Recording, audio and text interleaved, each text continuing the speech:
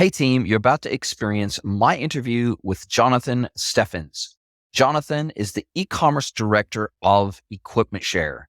Equipment sells, they rent, and they offer field sales and service for heavy equipment as well as construction equipment. We had a fantastic conversation about all things B2B, D2C, rental, field services, and how it all comes together in a modern e-commerce experience for a legacy industry. Enjoy. Welcome to B2B Commerce Corner. Commerce Corner is a sub-series of the E-Commerce Edge podcast discussing all things B2B commerce through the lens of agencies, consultants, merchants, and more. Enjoy.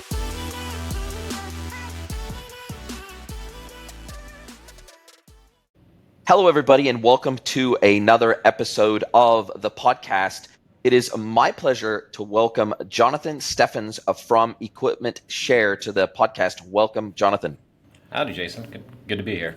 Awesome to have you along for the ride. We were talking about off air about how I found out about and met you. We're both going to be B2B Online Florida Conference in October, so I'm looking forward to meeting you in person. But I wanted to try to tee up a couple of conversations with some of the people that were going to be there, some of the thought leaders, some of the advisors, some of the people that were moving and shaking in the B2B space, and you were right up there. Really appreciate you taking time out of your day to have a chat with me. Yeah, anytime. And if we just look back briefly at your previous experience, your digital experience goes all the way back. I think it was starting in the early, even going all the way back to just being an internet administrator. And then you've done a lot of work in the digital space ever since and honed down now into that B2B commerce and B2B marketplace space. But what drew you to digital in the first place? Anybody who has used Shopify for any length of time at all knows just how incredible it is for B2C and D2C merchants. However, it leaves a lot to be desired for B2B merchants and brands. That's where Wholesale Gorilla comes in. Wholesale Gorilla is a Shopify app that adds tons of essential B2B commerce functionality right on top of Shopify. It allows you to run and get started with all of your wholesale functionality that you need to run your B2B and wholesale business online, all within the safety of the Shopify ecosystem. And you can use Wholesale Gorilla with any tier of Shopify plan. You do not need to be using Shopify Plus. We've partnered with Wholesale Gorilla, and they are offering 50% off your first paid month when you use the coupon code EDGE. We want to thank them for their support of the podcast, and go and check out Wholesale Gorilla today. For me, digital was just another outlet to be a creative marketer. So going to school out there in Silicon Valley was very much exposed to the startup bubble in the early aughts, and was able to wet my beak a little bit with working for ad agencies for DoubleClick and doing a number of different other things, and just took it off from there, being able to then get a myriad of experience working for different other startups, then later in the public sector, and then just creating unique customer journeys that people were trying to do. It didn't matter if they were trying to access a product, a service, data, any kind of, I just love being able to look at the customer mapping and the journey and be able to provide whatever that outcome was for them, whether or not they were clicking an ad, buying a course, trying to file their taxes when I worked for government work for a while, and then switching back to the private sector, was able to just really hone down on what it was that drove customers' intent and the psychology behind it, and then also just get that myriad of industries, because not every consumer was the same. It's one thing selling somebody an education or the ability to complete a service or a transaction, to buying a consumer good, to buying SaaS software or service-based B2B software. They're all different, unique challenges, and I think that's what I love the most about it. Doesn't independent of which industry it's in. I guess the variety is one of the things that attracts a lot of us to the digital space. You went from Ecom Manager, American Outdoor Brands, massive retail brand, 18 months scaled, multiple seven-figure storefronts with Salesforce Commerce Cloud, and then now moving over to Equipment Share, Director of E-commerce, building B2B experiences, and also some D2C, but primarily B2B, and then also working heavily to build out a marketplace experience where you've got multiple merchants on one side and then you've got multiple customers on the other side. So there's unique complexity when you move into that space. And what do you see as the key differences between B2B and B2C? But more importantly, what excites you about the opportunities in B2B commerce today? I think what excites me is that we're getting much more to the point where it was like forming a diamond in coal during the pandemic times within just the technical stack of marketing. And D2C really exemplified that with your standard Shopify stores and everything coming up or on dropship through Amazon. So you saw all these great iterative marketing solutions, customer intent solutions, etc., really revolutionized the D2C space. And now we're seeing all of that kind of trail off where those advancements are applying themselves to be or being pivoted in those solutions. So it's really reinvigorated that market. So when I switched over here and I had a completely different tool set and stack to work with, I didn't have to work with it that long because all the technology came along from that D2C revolution into the B2B space. Because traditionally the B2B space was only revolutionized mostly, say, within SaaS software. But traditional industrial marketing or manufacturer-based marketing was still just grind out the phone line, get the leads that you can, close the sales you can, very antiquated ERPs and order intake systems. But now those are being built up on the tech side, so we're able to meet the customer to where they have that same expectation on a D2C experience to B2B. That's where I think it's like most exciting and the most opportunity is, not just what we're able to provide our customers, but even what our fellow B2B SaaS customers provide us as B2B industrial marketers, etc. So I find that the most intriguing part. Also, I love spending time with my family during Q4, which you don't really get to do in D2C. It's been a good upswing. Yeah, and what I also find, because I work with a lot of B2B brands, it's a big focus of my consulting business. And what I have discovered is a few key things. One is that oftentimes these legacy B2B brands, they might not even have a marketing team. They'll of course have a sales team. They'll have like field sales, they'll have AEs, they'll have BDRs, etc. But they sometimes won't have literally a single marketer in the business. They're driving all of their revenue through their sales teams, right? And Because of that, you have no 100%. visibility. That sales lead leaves, that book of business leaves with them, and that's just not sustainable. 100%. And are you seeing some of these legacy B2B brands start to understand really that marketing motion that can help drive not necessarily leads directly to the sales team, but it can drive desire and demand for the brand and its products, and it can ease and certainly simplify how the business is run, how it's operated, how it secures new books of business, how if a lead is driven, or I hate to use that term lead because I think marketers really should be driving demand and desire more than just leads, because you can get leads really cheaply from all across the internet, but unless they've shown some level of intent, it's probably not going to eventuate in very good conversion rate, even for a salesperson. And so are you seeing B2B brands really starting to understand the nuances of digital marketing and the importance of digital marketing to their brands, despite the fact that they might have a large field sales team? I definitely believe so. I think it feels like cyclical. Inbound marketing became a huge thing, both D2C and B2B, 10 years ago? And I feel like it's coming back now post-COVID, but it's accentuated when you're using aspects of AI, SMS, and some of these other things that can help pre-qualify leads or make it more asynchronous so it's easier to manage both for the end customer and the sales lead. At the end of the day, these are just tools that will help them within their current lead funnel structure, whether they're running commissions or not.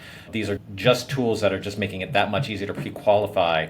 Anything that's pre-qualified is lead nurture and inbound and not cold calling, which is what you want to try and get away from the most. Luckily, in our industry, we're service-based reactive industry, so it's predominantly inbound, and what we have to deal with. We do some proactive, but it's inbound and upsell that we luckily get to work in and day out, and reactive to many different cases. So it's about meeting them where they are in their customer moment and being able to say, all right, here's how we can elevate it, reduce the friction for your company, bring that close in, and then find those natural touch points to re-engage with them later.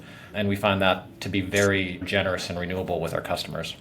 And is that what you were primarily brought into the business to do, to say, hey, okay, we want to create these digital channels, both from a sales and a service perspective. We want to be able to engage with our customers across digital channels in ways that we never have before, so that we can reduce the burden not only on our sales team, but so that we can feed them opportunities that effectively have pre-qualified themselves through our digital channels, through our content, through our commerce operations. And that way, when they come to you, they're ready to buy. Maybe they just need a little bit of help refining exactly how they engage with us, what they buy, what the pricing is going to be, et cetera. And so that's really what you were brought in to do, was to elevate that digital customer experience so that it was on par with anything that they might get through a field sales rep. Indeed. That's my focus this particular year. I was actually brought in to actually build the business from scratch. We had a nascent business for e-commerce business 2 years ago, literally with a warehouse that was operating out of a 40-foot container. Now we're operating out of a 100,000 square foot warehouse and distribution and working with our multitude of locations for fulfillment. So it was really just a bootstrap division that we were able to scale up within the last 2 years by really hunkering down on the user experience. And we went through all the other transitions when you go from like weeds to warehouse and the idea of fulfilling what products we're going to carry this. But predominantly as a distributor, we're here just putting ourselves and the customer first and fulfilling the products that they need and and setting the expectation consistently from the get-go. And was it always your goal, or was the business always orientated around the combination of direct wholesale distribution combined with marketplace sales, meaning you wouldn't necessarily carry 100% of the products and services that you sell?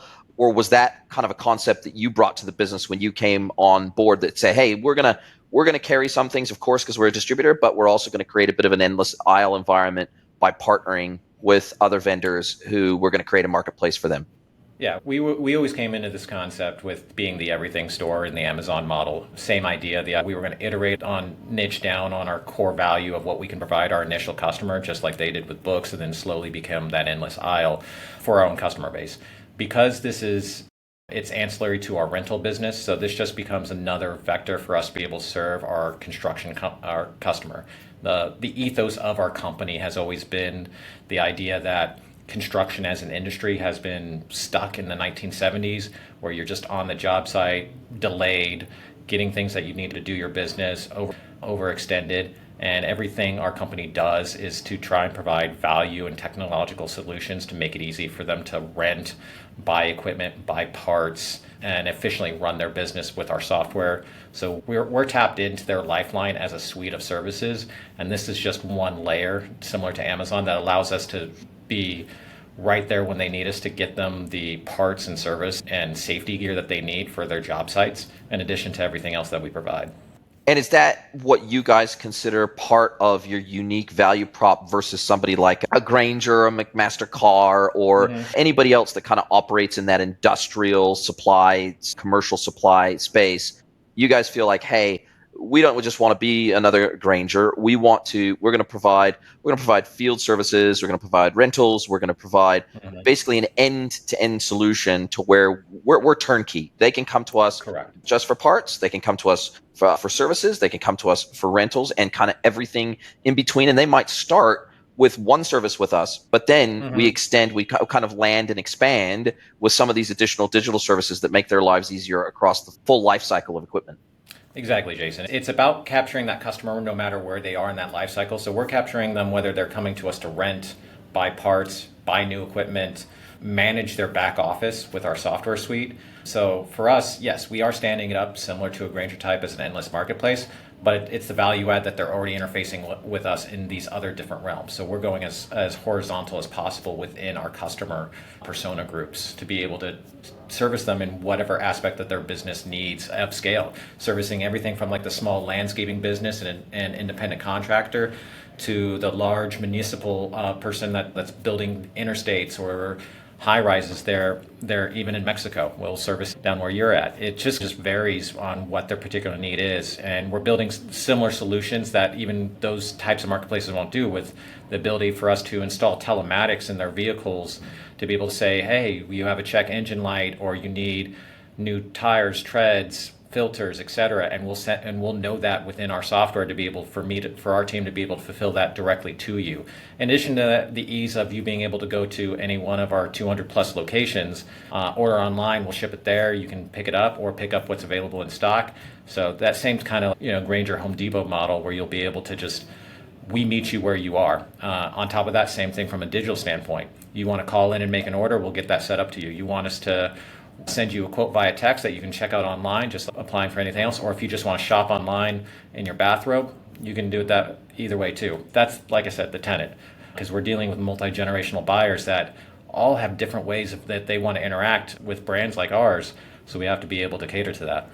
And it feels like this multi-prong approach feels like it would dramatically reduce customer acquisition costs, especially across digital channels, because if you've already got a vector of customers coming to you for services and you can cross-pollinate them into digital sales channels, and then vice versa, if you can use your catalog breadth as effectively for long tail SEO and be represented across the search engines, and someone might discover you first digitally when they're looking for a part or they're looking for a piece of machinery or whatever, and they might not know that you offer services. They discover you through the long tail of the catalog in Google, for example, and then they discover, oh, gosh, these guys offer services on top of parts. Cool. Let's find out what type of services they offer. Can they own that piece for us? Can they plug into our telematics systems on our modern equipment that used to be heavy machinery, just basically told you the hours? That was it. Exactly. Didn't tell you much more. Whereas now, modern telematics on modern machinery will tell you absolutely everything: replacement rates, oil changes, basically everything. It's as good as any modern car is from a maintenance perspective. And so it feels you've got this heavy cross-pollination of customer acquisition. That means that overall across the board, your CAC costs come down. Exactly, and that's the point. Our biggest acquisition is our other team and departments, and vice versa. So it allows us to be able to quickly satisfy what they need, and then actually develop new lines of revenue based on what we haven't worked on. And that's like it goes back to the ethos as being able to serve what our construction customers need. I think the biggest value that we have is that concierge level of support that we're able to do, because in our particular business, and in many cases of B2B, it's the convenience that our customers are craving. It's not even that much about the price point. Price does matter, especially on the acquisition, on some of the initial discovery, but once you've acquired the customer, they're there for the time, especially in construction, where it's about being on time and on budget. And if there's overages that's coming out of that contractor's back pocket, we prevent those overages by giving them, predictive software that tells them where problems could arise before they arise, or get products in their hands before they need it, or the same thing. It doesn't matter, like I said, going back to your average construction foreman in the 70s to today, they're going to pick up their phone when something goes awry and say, hey, can you get me this now? Now it's just another case of, are we on the other line? Do we have the logistics to get it to them fast? Or more importantly, are they able to text? Our biggest revolution in the last 3 quarters was the ability to stand up a complete sales channel just via SMS, so that they can text us from the work site. And it works both generations very well that way, because the newer generation, they live by their phone. The old generation also lives by their phone, because that's what they are in the construction industry. They may not have great connectivity, they may not have time, they want to be asynchronous. They'll quickly just be able to ask for a part, snap us a picture, what do they need, we'll get them a quote, they'll purchase on their phone, they'll have it in their hand within a day or two. That is an amazing. This effectively requires an internal digital transformation before you can extend digital transformation to your customers. And so this sounds like this business has been around, I'm guessing, for a hell of a long time. And how difficult was it to take the business on this internal journey of digital transformation, so then you could then extend those digital capabilities to the customers? Was it an uphill slog? Because a lot of these legacy industries, like construction, they have been really resistant to digital transformation. They've said, no, look, it's all about people. It's all about relationships. It's all about the field sales rep, and it's all about their knowledge that's in their head, and that it's difficult to get it into digital channels. So has that been an uphill grind, or was that kind of a top-down thing that everybody from the top realized this is the direction the industry is moving and we want to be a leader here? No, that was a top-down. So from the get-go on our software side, we realized that we needed software that can fit where they are, whether they're in the back office of the construction group or they're on the job site and they're using a phone and an app. So from our software solution side, we knew that from the get-go. And then when we pivoted that to sales and rent ops, the same idea was there. And for the most part, it's just twofold. It comes back to the phone, in some cases still on the desktop. Our average customer is either just going to quickly fire up the app, fire up the website or the experience to request a piece of equipment, order a part online, or do something like that, or they're going to call, yes, their sales rep, they'll dedicate a sales rep. But either way works, because at the end of the day, the sales rep is still just an interface, because they're immediately going to hang up that phone, go on their same tablet or app, and automate it. And then our goal is actually to transform them a little bit. So our biggest uphill slog has been in the last couple of years is slowly educating them to go from the phone to the app. Because as soon as that sales manager takes that order, they're going to get whatever they subscribe to, get notification, text or email to say, here's your order, here's where it is. Now you're embedded into these various journeys and what we already know about you, and then we'll prompt you based on what we know to then go back to that digital native channel to follow up. So we're putting them on these nurture paths to be able to say, hey, while you might still call us all the time or the majority of the time, we're measuring how often that we can convert your upcoming phone call back to a self-service model so that we can scale more profitably and be able to provide more customer service from that aspect.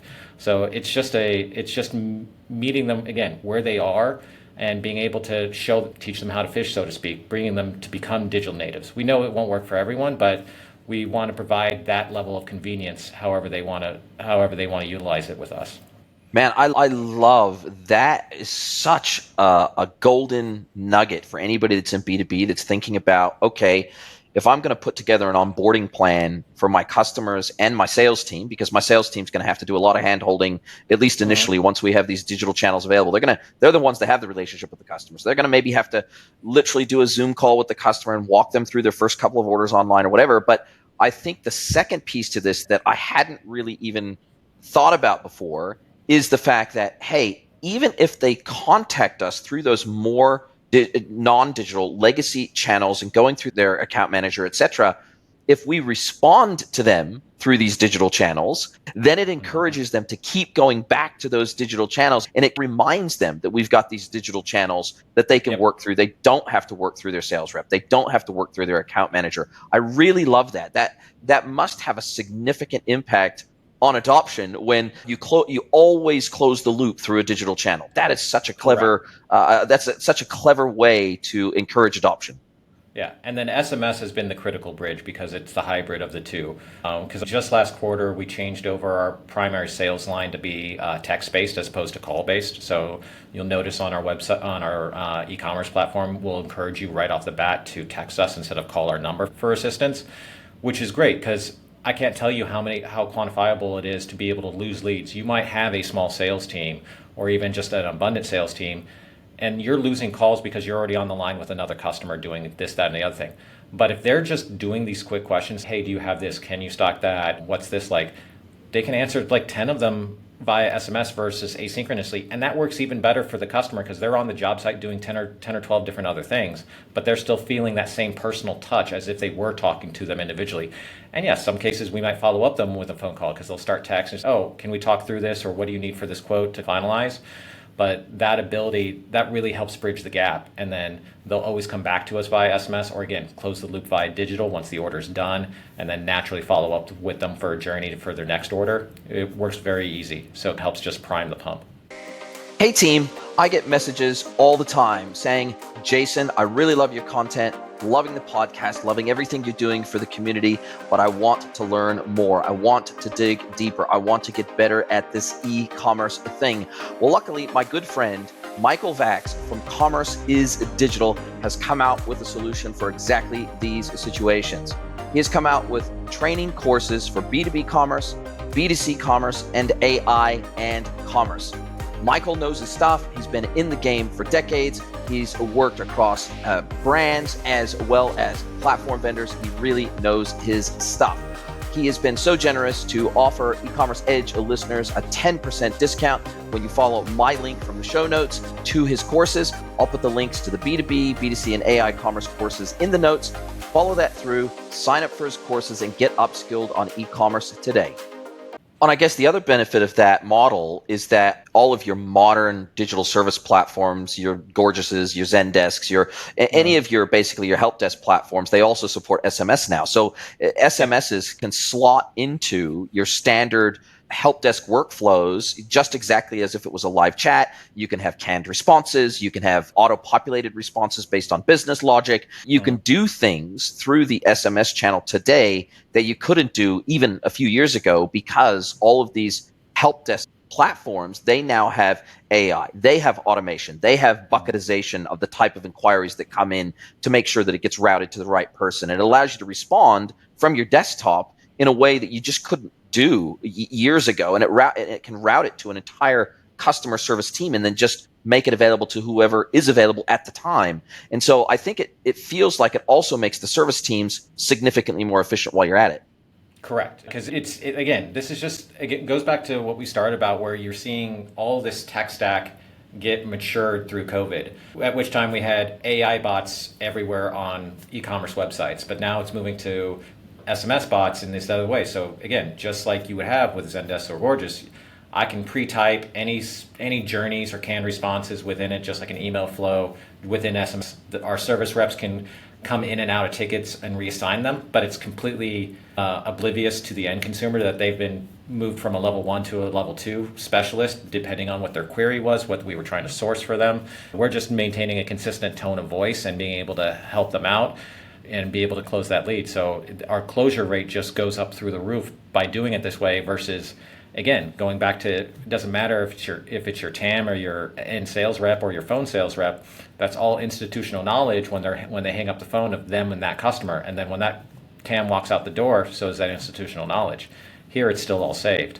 And through those same SMS channels, you can integrate it to your stack. It doesn't have to be necessarily with your Marketo, your HubSpot, your Gorgeous. There are SMS tools that just stand alone and plug into your existing CRMs or segments of the world. And I see that you guys do run a Segment, you run some CDP software, and you run a lot of other things. But from a digital stack and an e-commerce stack specific perspective, and also from a marketplace perspective, have you built all of that in-house, or are you using some off-the-shelf technologies integrated with some in-house built stuff? We're for our MarTech stack, it's still almost 100% off the shelf. Pretty much the only thing we have to integrate is with our software solutions to bring some of that customer data in between that, but that's bringing it into our existing off-the-shelf CDP or some other particular systems for reporting. But everything else in the stack is preset. And I'm always looking at what the core of it is. It doesn't matter if I was in DTC or here in B2B. You as a marketing technologist, you're always creating a Voltron of different things. Like, I'm going to use this for email, this for SMS, this for CDP, this for CRM, et cetera, and just look at the optimal configuration for each use case. And what about for the e-commerce piece? So have you built that in-house, or have you primarily No, that's used all off-the-shelf? Shopify Plus right now. It's all Shopify. Wow, that's amazing. Because Shopify's not known. But we did have to extend it. Luckily, I think you covered it in one of your other ones with both the winter and summer release. The B2B functions have been critical for us. Yes. And so are you working with additional B2B apps plugged into Shopify, or did you have your partner extend it out to enhance it with some additional B2B functionality? We did have some previous apps that did that wholesale and B2B functionality. We just finished actually migration last month to B2B native and actually disabled those apps. So we're now running just B2B native within Shopify Plus to be able to do that. Beyond that, all we had to customize was some interactions for some of our B2B companies working with our internal tools, but everything that's forward-facing is Shopify native now. Wow, amazing. And from a marketplace perspective, do you simply bring all of those marketplace supplied products into, say, for example, an ERP first, and that still goes to Shopify just like it would anything else? It's just that you route the orders to your marketplace partners, or do you have effectively a marketplace plugin that allows multi-vendor marketplaces to work through Shopify? A little bit of both. So for the moment, we do segregate our inventory for what we put consumer facing and use for internal usage. We do synthesize that data between those two databases for meta sync, but we keep the inventories separate. So everything on the Shopify side is segregated to Shopify. And then for syndicating to the other places, we were using Condisto before Shopify bought them, which made us really happy and became native to Shopify. And it works fairly seamlessly to get us out onto eBay and Amazon and the other channels that we're working with. Fantastic. And how do you guys deal with, I'm guessing like most B2B brands, you have things like price lists for your customers, you have things like MOQs, you have things like credit terms, you have all those traditional things that, and you, as you said, you supply quotes for people. How are you dealing with those different elements in the areas where, say, for example, Shopify doesn't necessarily have native MOQ management out of the box. It's now got price lists, but there's other things that you needed to. So if you plugged other Yeah. systems into A Shopify to couple of basically, different apps. Yeah, the wholesale and B2B app did a lot of that before we moved to B2B native. Now does all the price booking that we need, allows us to actually do multi-locations. And then we use a couple different widgets for basically MOQ and quick orders for our B2B customers, which suffices a lot. The biggest part is we have multiple customers in multiple shipping locations with multiple users with obviously granulated permissions on what they could order or were authorized to order for purchase amounts. That was like the biggest struggle and something we're still ongoing through. But for the most part, the new native solution and just working with the B2B team at Shopify, we can see that they are heavily invested in that iteration. I'm bullish on where that's going to continue to go for them as a platform. and have you kept tabs on the explosion in not just Shopify, but pretty much every single e-commerce platform out there that was originally heavily focused on B2C, D2C has now gotten religion when it comes to B2B, and they all seem to be going hammer and tongs at adding B2B functionality as fast as they can because they realize what the opportunity is. And when we look at whether it be Forrester, whether we look at DC360, it almost doesn't matter what data point we look at. If we look out over the next decade, B2B e-commerce growth is scheduled to grow at multiple times the growth rate of B2C, D2C. So it feels like they've all realized, geez, this is an opportunity that if we're going to capitalize on this, we better basically get our shit together. Otherwise, we're going to lose business to the platforms that do. Yeah, they basically just have to worry about exactly that, the fragmentation of the integration. That's always been the struggle with B2B. Not everyone has the same, like you said, ERP stack or everything else, so it's those particular nuances. But just focusing on the order and the transaction management that they have initially, that's what matters the most. And then, yeah, you still have to do apps or your custom integrations to make other aspects work. But just like Amazon did and what Shopify has done, the core has always been checkout. And if you can get checkout and transaction to work as seamless as possible, you get higher conversions, and then invest that into the rest for whether we're using it or they're using it, the same kind of concept. But that's what our customers expect, and if we're able to provide that at the B2B side, that's what we're doing.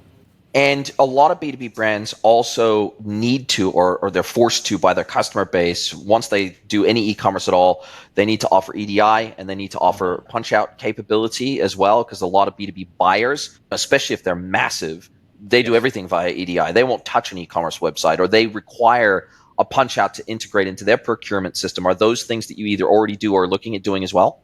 Those are something that we're looking at doing. Again, it goes back to just the nature of our industry.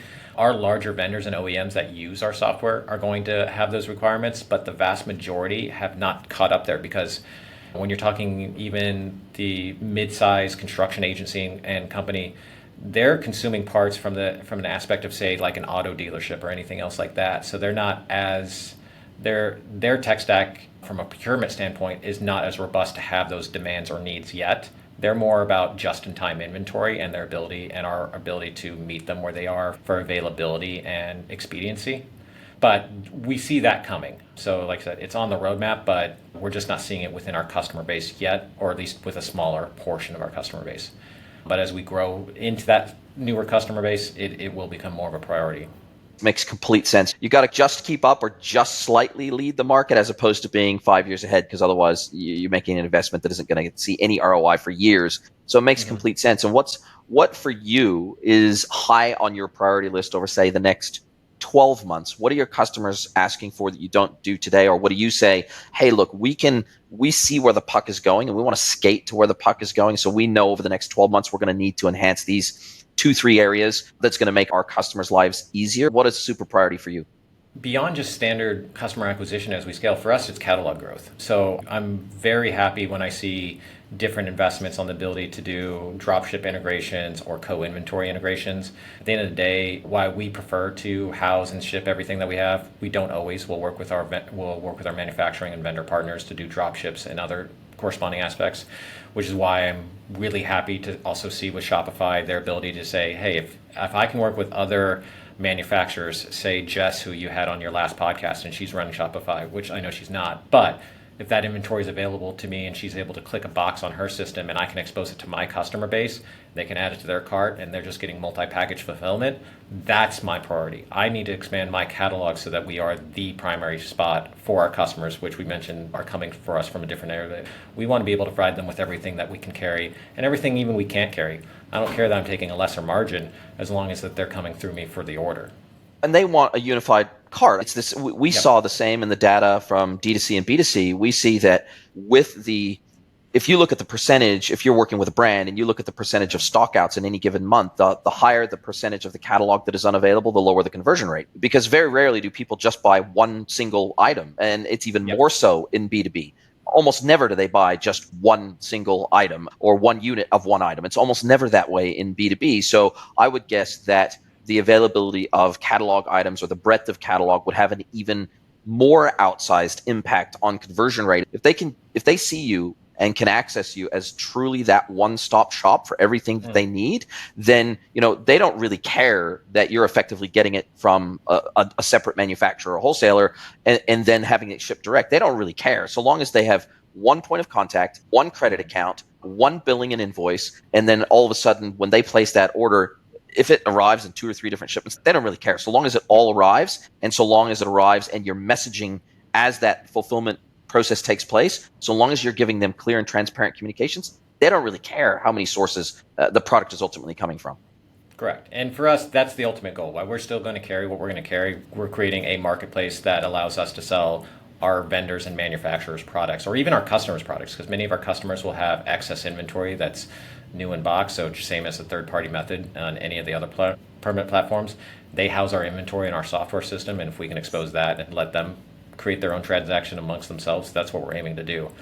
Our other big challenge just comes in straight data. We're in a unique industry, not unlike the auto industry, but just less regulated. For us, it's not just, can I get the part in time when I need it? Is it the right part that I'm ordering?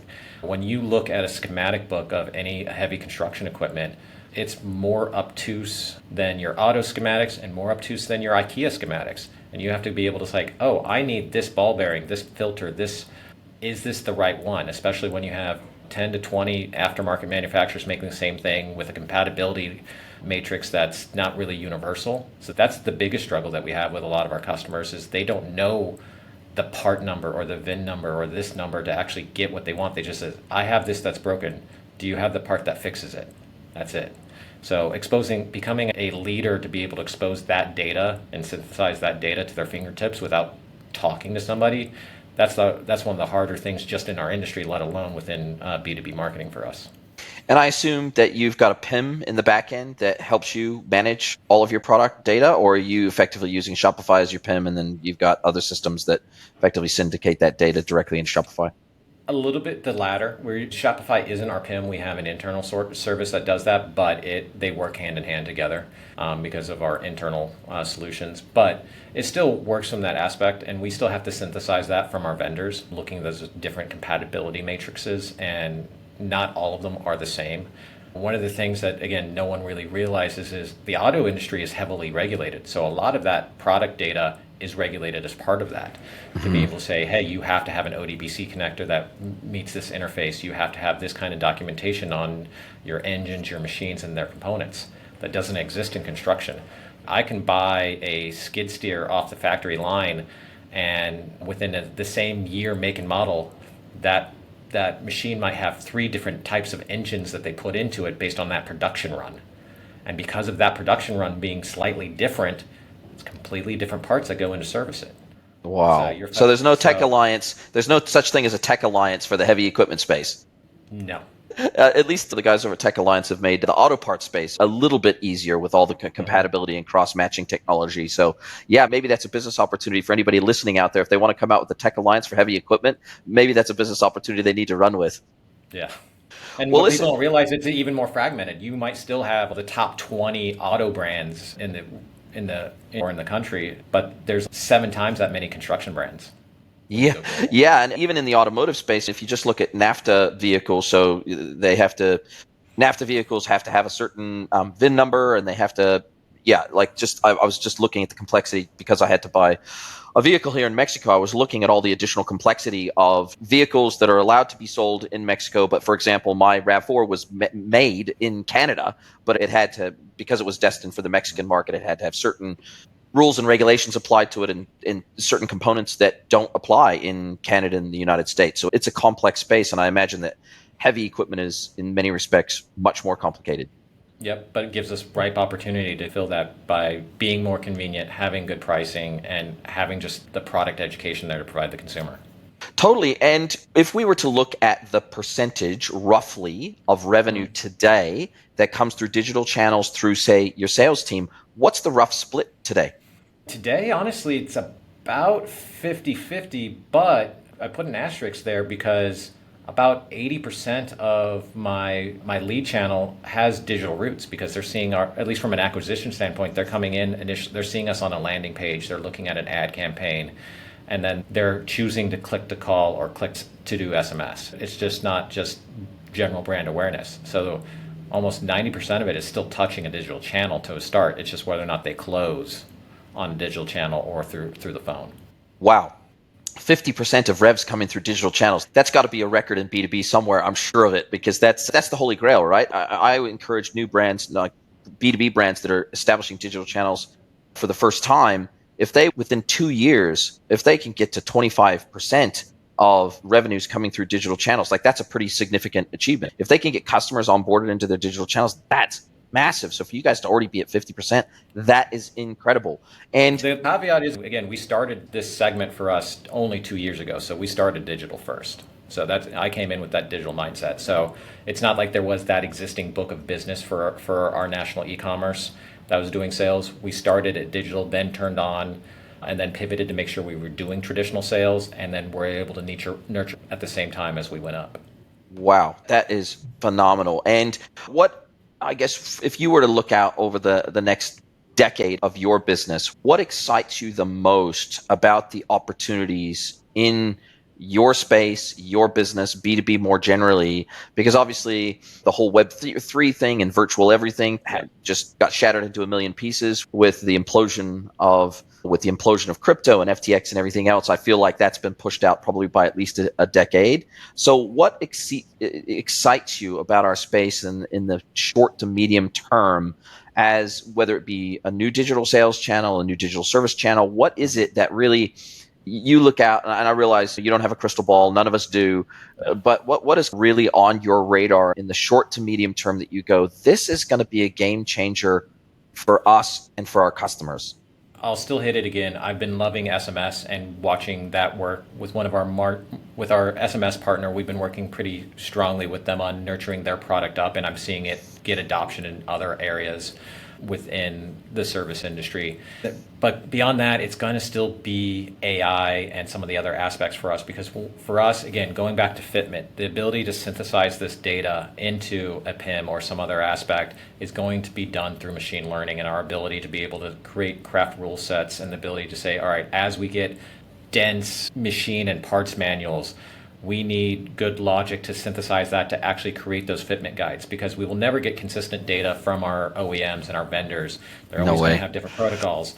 And traditionally, when you're dealing with an EDI interface or any kind of adaption interface into a PIM, you're creating a custom template and rule set for each one of those vendors. But what if you didn't have to, or you only had to tweak it a little bit because you had an AI automation layer that could consume that raw data however it came in, through CSVs, through JSON files, through scanned OCR PDFs? It doesn't matter. You had that to actually be your interface. That's what I'm mostly looking forward to be able to have more enriched data across that enterprise. And not to say that there's obviously the other enhancements of AI in customer service and in marketing, or in marketing creative generation that you're going to see, but those are all going to be available to everyone at the same time, as Google and Meta just built those things into their stacks.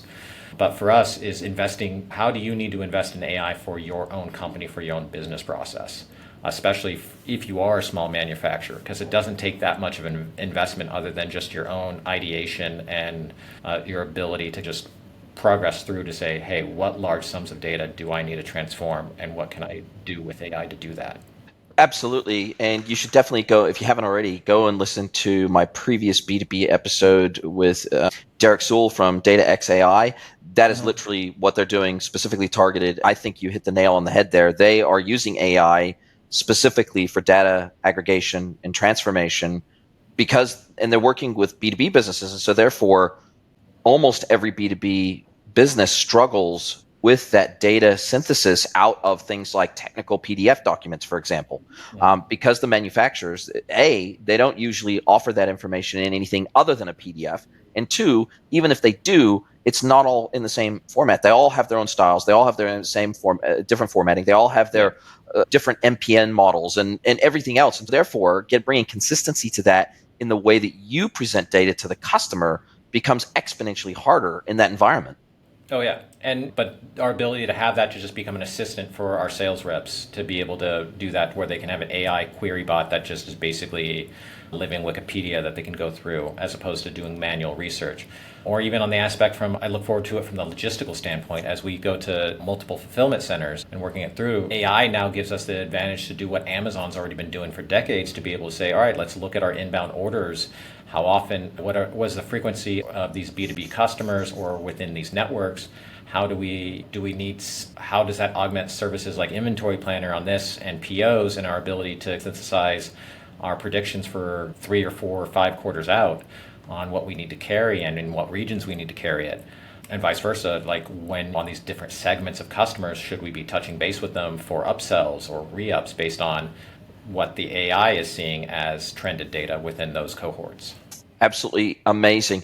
Wow, we've covered a tremendous amount of ground in a very short period of time. And if people want to learn a little bit more about you or about Equipment Share, are they best to just go to equipmentshare.com? Do you like people to reach out to you on LinkedIn and connect with you there? How are people best to find you and have a conversation with you?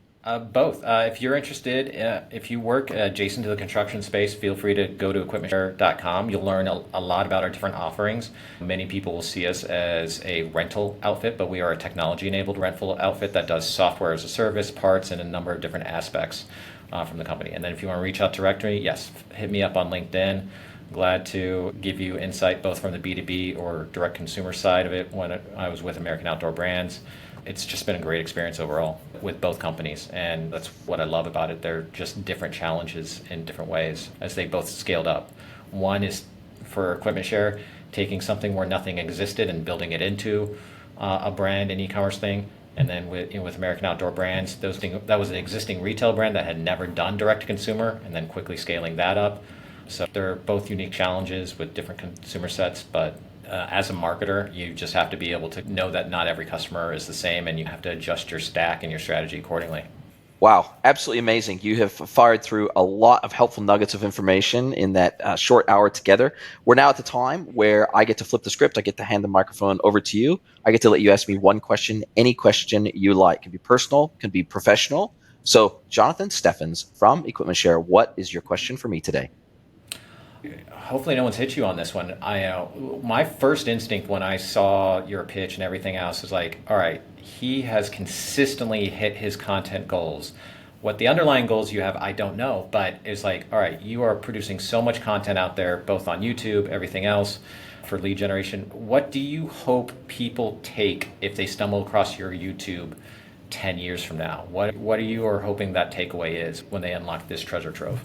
For me, this sounds trite, but I genuinely hope that my content is as timeless as possible. So if they run across it in 10 years' time, it'll actually still be useful to them. So I'm trying to deal in concepts rather than necessarily granular specifics. Sure, like we got into a little bit of specifics of tech and Yeah. a little bit of specifics of approach and some of the stack and the architectures. We got into a little bit of specifics of that.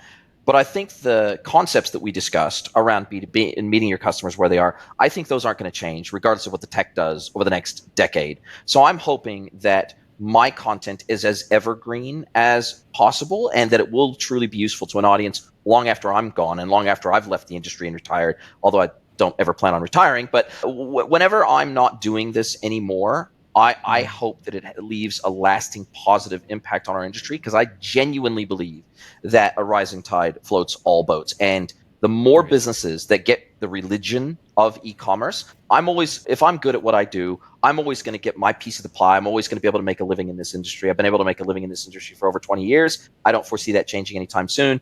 But I just think that if we can expand the pie, generally Mhm. speaking, then it's going to make all of our lives a hell of a lot better. And particularly in the B2B space, I just have found that there is a lot more resistance to opening the kimono about how these businesses are run. They a lot of D2C and B2C brands, they love in going and speaking at conferences. They love creating content.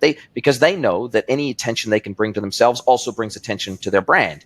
Mhm. B2B still has that, for the most part, much more of a closed shop sort of mentality. And they're like, oh, we don't want anybody to know our pricing. We don't want anybody to know our inventory levels. We don't want, it's just still very closed shop. And I think it's just, there's a little bit of legacy thinking still in the B2B space that we slowly have to break down those walls. And another one of my key goals is to do that by encouraging people to have the kind of conversations we're having and showing people it doesn't have to be scary. We don't have to give away specific commercial details. I'm not asking you how much revenue you're doing per month or how much revenue you're doing per year. You don't have to give those levels of specifics, but the more transparent you can be, the more you can help the industry get better as a whole and to Yeah. adopt e-commerce more, which ultimately at the end of the day is going to benefit your business too. So that's really the angle that I'm coming at. Sure, it hopefully establishes a bit of credibility for me. Hopefully it establishes a bit of trust aspect in the industry, and hopefully that will ultimately lead to a bit more business for me. The main goal is how can we share knowledge to where we're acting more of as a hive mind. That's really what I'm trying to achieve. Yeah, those are the most transformative aspects. I think you run your own masterminds and consulting groups and all that kind of aspect. Those are where I've found the most transformational knowledge that I've used in any of my stops is working with those different groups. And, I've learned stuff from people who sell beauty products, D2C, and other aspects. There are things that translates in ways you never know how when you meet these different individuals at different stages of their own growth and how that can actually inform where you're going. Yeah, I find it much more beneficial being an open book than a closed book in those scenarios. And you make a good point, which is that every single physical conference that I go to, almost never, I'd say only 5% of the time do I hear something from the stage, for example, that I haven't heard before, I couldn't find through Google. But I'll tell you, the merchant to merchant roundtable conversations, Hmm. those are the ones that everybody gets the most out of. And I like to think of myself as a pretty bloody good public speaker that's pretty open book and hopefully teaches some unique things. But still, even for me, sitting down at those merchant to merchant roundtables, everybody gets the most out of those because they're all sharing ideas from the trenches. What's working, what's not working, where they're having challenges, what technology is doing for them. They're just really transparent with each other. And it's those direct conversations that we facilitate between merchants that really raise the bar for sure. Because the tech vendors, they've got their agenda to push. Agencies have their agenda to push because they've got technology that they're trying to implement. But merchants, they're pretty transparent with other merchants about what's working and what's not. And that's where the gold lives most of the time. Yep. Listen, Agreed. Jonathan, I absolutely, truly appreciate your time. I cannot wait to meet you at B2B Online in Florida. I really thank you for your time, and I can't wait to speak again soon. Are you a B2B or D2C e-commerce merchant? Then head over to greenwoodconsulting.net to learn how we can help you scale your business.